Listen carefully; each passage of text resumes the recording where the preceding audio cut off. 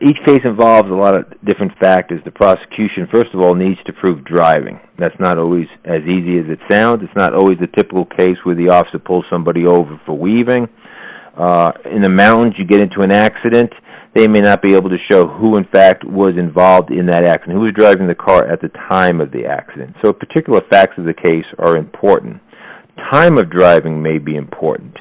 Are there issues as far as was there drinking after a person was driving, which may be a defense? What did the officer stop the person for? Was it for weaving or driving the wrong way on a highway, or was it for a technical violation like a taillight being out? Or is there any video or audio tape evidence that is involved in your case? Because this can help you as much as it can hurt you.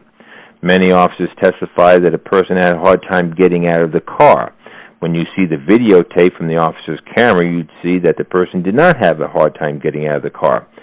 So a lot of times videotape is to your benefit because you could then demonstrate that the officer is not accurate in his testimony.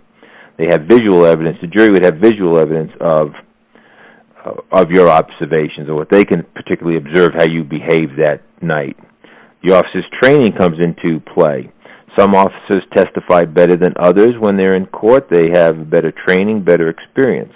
Many officers feel that DUI cases are easy, so they're not always as well prepared as they should be before taking the stands. And then there's always the observations of what the officer's testifying to, the bloodshot, watery eyes, odor of alcohol, slurred speech, and what that really means. Any testing, whether it's roadsides or a chemical test of a breath or blood, you certainly can fight the validity of those tests. The tests are not always accurate. You'd have to see what the machine underwent. There's a certification process for machines, for breathalyzers. How well is the officer operating the machine? Did he operate it properly? Does this machine have a history of malfunctioning? So there are things that can be done to fight DUI cases.